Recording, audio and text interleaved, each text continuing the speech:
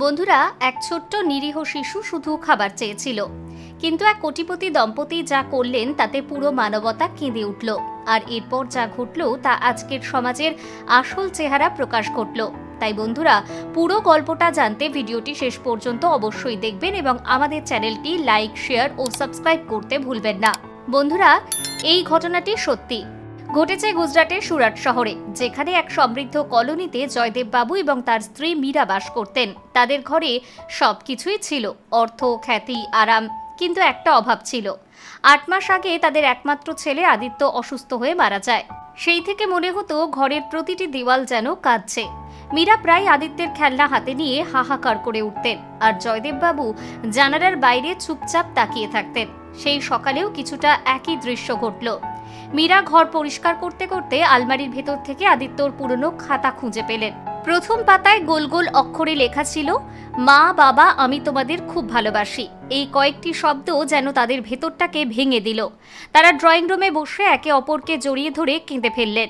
চোখ থেকে ঝরে পড়া অশ্রুবিন্দু নীরবে মেঝেতে গড়িয়ে পড়ছিল। ঠিক তখনই দরজায় কড়া নাড়ার শব্দ এলো।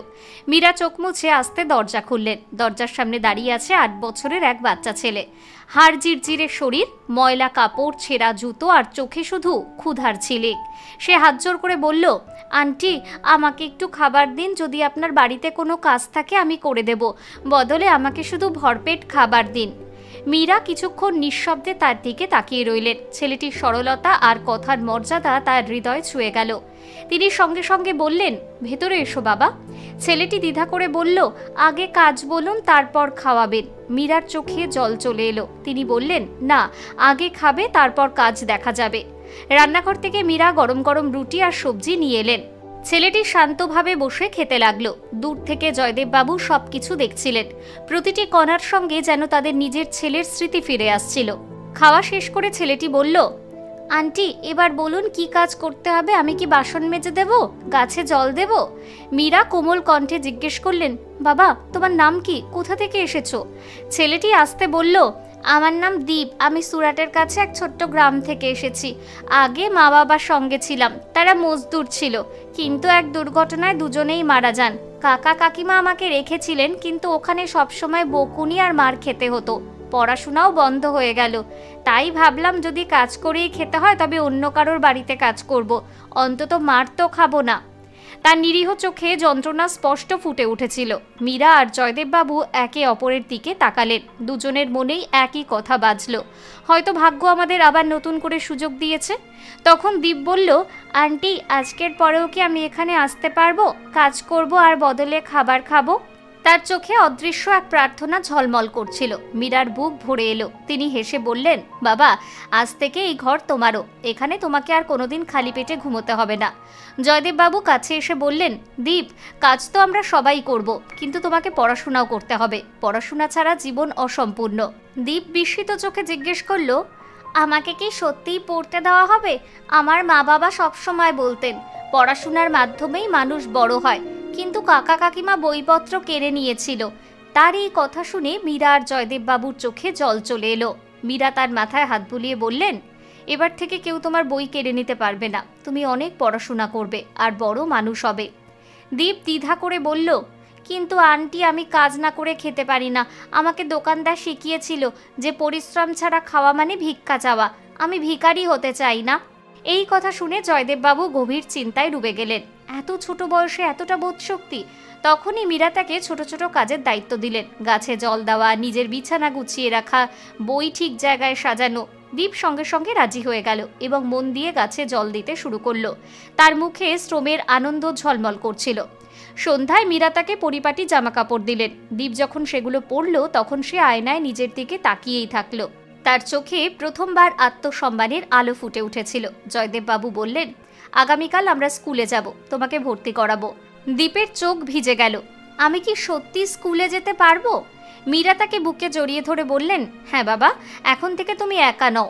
পরদিন সকালে দীপ প্রস্তুত হয়ে স্কুলে গেল। শিক্ষক তাকে ক্লাসে পাঠালেন। শুরুতে বাচ্চারা তার ভাঙাচোরা ইংরেজি আর গ্রামের টান দেখে হাসলো, কিন্তু শিগগিরই সবাই তাকে আপন করে নিল। টিফিন টাইমে সে মীরার বানানো পরোটা বের করলো। তখন পাশে বসা এক বাচ্চা বলল, ও, আমার মাও এমনই বানায়। দীপ মনে মনে ভাবল, আমারও মা আছে। বাড়ি ফিরে সে উচ্ছ্বাসে সব বলল, কিভাবে শিক্ষক তার প্রশংসা করেছেন, কিভাবে সে নতুন বন্ধু পেয়েছে। জয়দেববাবু গর্ব ভরে বললেন, দেখলে মীরা, এটাই তো আমাদের আসল অর্জন। মীরার চোখে আনন্দাশ্রু ঝিলমিল করছিল। সেই রাতে ঘুমোতে যাওয়ার আগে দীপ আস্তে করে বলল, আমি কি আপনাকে মা বলে ডাকতে পারি?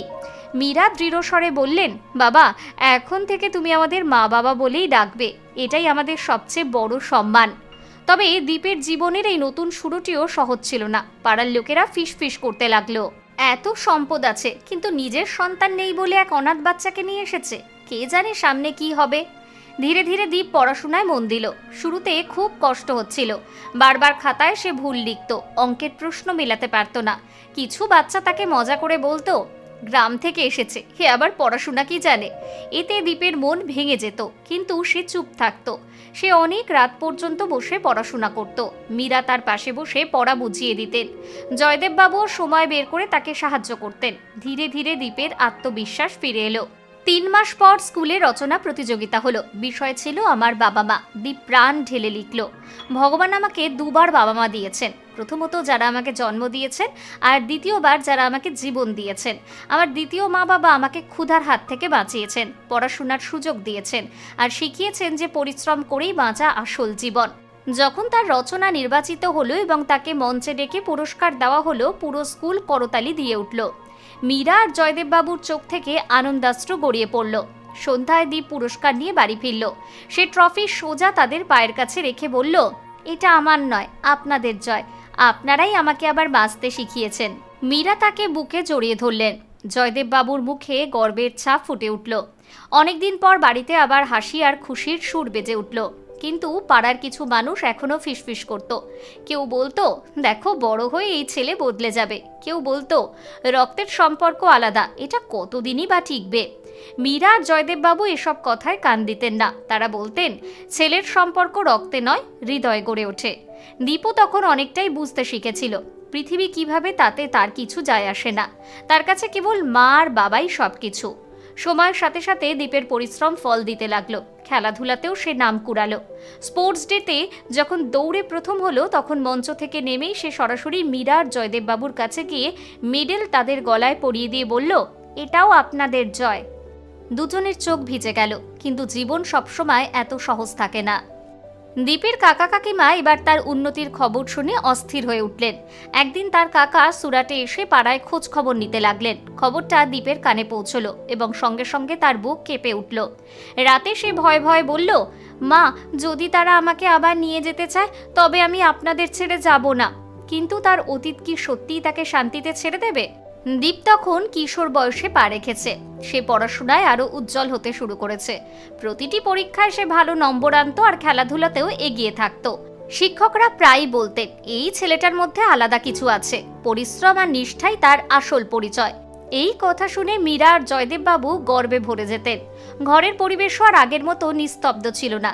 যেখানে একসময় নীরবতা বিরাজ করত, এখন সেখানে দীপের হাসি আর কথা ভেসে আসতো। কিন্তু সমাজের কথা তখনও পিছু ছাড়েনি। পাড়ার কিছু মানুষ বারবার খোঁচা দিত, রক্তের সম্পর্ক আলাদা হয়, বড় হয়ে দেখবে এই ছেলে সব ভুলে যাবে। প্রতিবার জয়দেববাবু উত্তর দিতেন, ছেলের সম্পর্ক রক্তে নয়, হৃদয়ে হয়। মীরারও বিশ্বাস ছিল, দীপের হাসি সবচেয়ে বড় প্রমাণ। এবার দীপ ধীরে ধীরে কলেজের বয়সে পৌঁছাচ্ছিল। তার স্বপ্নগুলো বড় হতে শুরু করলো। সে প্রায়ই বলতো, বাবা, আমি বড় হয়ে নিজস্ব ব্যবসা শুরু করব, নিজের পরিশ্রমে নাম করব।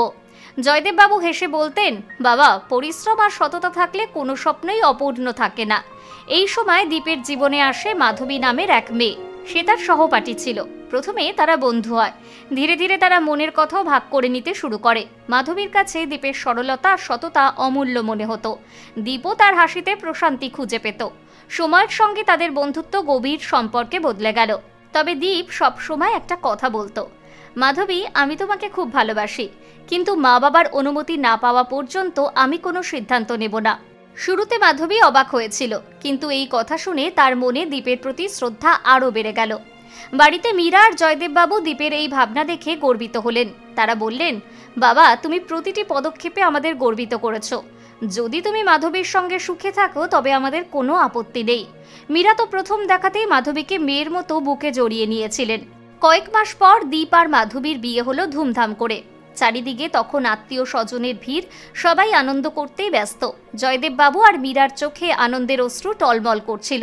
তারা ভাবছিলেন ভগবান আবার আমাদের জীবন আলোকিত করে দিলেন। কিন্তু বিয়ের কয়েক মাস পরেই পরিস্থিতি পাল্টাতে শুরু করলো। মাধবী ধীরে ধীরে নিজেকে বদলাতে লাগলো। তার মনে হলো এখন তো স্বামী সব উপার্জন করছে, তাই শ্বশুর শাশুড়ির কথা মানার কোনো প্রয়োজন নেই। ঘরে ছোটখাটো কারণে অশান্তি শুরু হলো। মীরা চুপ থাকতেন আর ভাবতেন ছেলেকে কষ্ট দেব কেন, কিন্তু মনের যন্ত্রণা তিনি লুকোতে পারতেন না। জয়দেববাবু বলতেন সত্যি কথা দীপকে বলো, কিন্তু মীরা বারবার আটকে দিতেন না, যদি ছেলে স্ত্রীর কথায় প্রভাবিত হয়ে আমাদের থেকে আলাদা হয়ে যায় আমি সেই ঝুঁকি নিতে পারবো না। তবুও একদিন ভাগ্য সবকিছু উন্মোচিত করে দিল। হঠাৎ দীপ বাড়ি ফিরে এসে দেখলো মাধবী উচ্চস্বরে মীরাকে কথা শোনাচ্ছে। দীপের মুখ রাগে লাল হয়ে উঠল। সে স্পষ্ট বলল, মাধবী, তুমি যদি মায়ের বিরুদ্ধে আর একটিও কথা বলো তবে আমি ভুলে যাব যে তুমি আমার স্ত্রী। প্রথমবার মাধবী দীপের এই রূপ দেখল আর স্তব্ধ হয়ে গেল। কিন্তু এ তো শুধু শুরু। সামনে দীপকে নিজের আসল পরিচয় প্রকাশ করতে হতো। কয়েকদিন বাড়ির পরিবেশ টানটান রইল।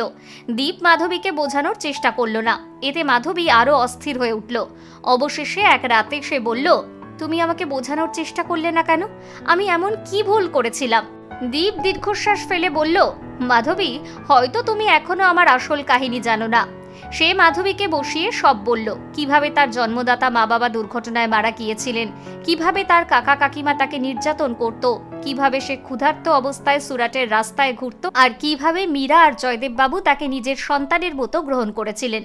দীপের চোখ ভিজে এলো। সে বলল, যদি এই দুজন আমাকে না পেতেন তবে হয়তো আমি আজ বেঁচেও থাকতাম না। ওরা আমাকে নতুন জীবন দিয়েছে, তাই আমার কাছে এদের চেয়ে বড় কেউ নেই। যদি তুমি এদের সম্মান করতে না পারো তবে আমার সঙ্গে থাকা কঠিন হবে। মাধবীর হৃদয় গলে গেল। তার চোখ থেকেও অশ্রুধারা গড়ালো। সে সরাসরি মীরার কাছে গিয়ে পায়ে পড়ে কাঁদতে কাঁদতে বলল, মা, আমার ভুল হয়ে গেছে, আমাকে ক্ষমা করে দিন। এবার থেকে আপনাকে কখনো অভিযোগের সুযোগ দেব না। মীরা তাকে তুলে বুকে জড়িয়ে ধরলেন আর বললেন, বৌমা, তুমি শুধু আমাদের পুত্রবধূ নও, তুমি আমাদের মেয়েও। সেই দিন থেকে ঘরের পরিবেশ সম্পূর্ণ পাল্টে গেল। মাধবী আগের চেয়েও বেশি মীরা আর জয়দেব বাবুর যত্ন নিতে শুরু করলো।